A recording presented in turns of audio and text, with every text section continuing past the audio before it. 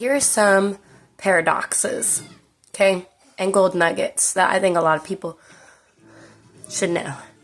Okay, so my favorite one is all humans are moral hypocrites. Every single one of us. Every single one of us. You know why? You have an ego. You know why? You live in a dual reality that there's a yin and a yang. There's darkness and light. So no matter what, you're going to be a moral hypocrite. No matter what values you have, it's going to step on someone else's. Okay, so when I was in college, I learned the philosophy of freedom. This is a wonderful gold nugget. Maybe it'll make you less judgmental towards other people. So the paradox of freedom, the paradox or the philosophy of freedom, which is also a paradox, is that the more freedom you give a society, the less freedom they have. Why? Why? Because guess what? Every individual, unless everybody is kind and understanding and they're not ego-driven, it might work, okay? But we're humans and we're trying to survive every day. Our ego, try to survive.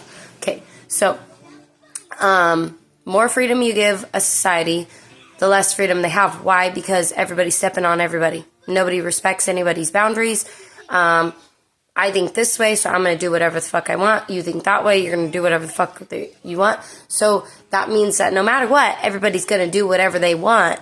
It doesn't, there's no code. Like, who cares? You know, there's going to be some good people, some people that help each other. And but it's ruckus, it's crazy, it's chaos, okay? No, total opposite is chaos too. It's called tyranny. So that means that when we have so many rules, right, to balance out everything, we have no freedom again. So it's like, no matter what side you swing to, you will not have freedom. So what is it? It's balance. It's knowing that we're dual in nature, knowing that sometimes we have to like suck it up a little for someone else to have their freedom, and then that person also needs to suck it up a little for us to have our freedom, right? So it's called compromise. So like even in a house, when you live with people, or you have as a sibling, like, right, or a spouse or whatever, or a roommate, you have to consider the other person, because if you don't, then it's shit, okay? So if we're dual in nature, and we have to understand that, and we have to balance it out, and we understand we're all moral hypocrites, and we understand compromise and balance is the truest form, because, like, no matter way you swing, it's chaos, okay, or hell. I don't understand, like, it's an ego-driven thing. People are so ego-driven that they think. So this is another one. Hold on. So ignorance is bliss. Yes, the fuck it is. Yes, it is. It is blissful as fuck. Being self-aware sucks. It sucks. It sucks. But it's like the more self-aware you are, the more you could see this truth. The more you see that so many people are ego-driven, right? And then they think they're not, because they think they're self-aware. But if you're really self-aware, you'll see all your faults and all your flaws, and then you'll be like, man, I'm a fucking shitty person. But you really aren't, because like internally, like your soul that you're made from is a beautiful soul, and it's a loving soul, right? But we're in this human body, and it's built to survive. And our ego is what's built to survive. So guess what?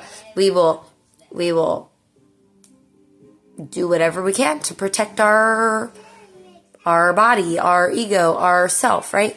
Because we are in this body that's built for survival. So our ego will do anything to protect. But at a soul level, we're all united.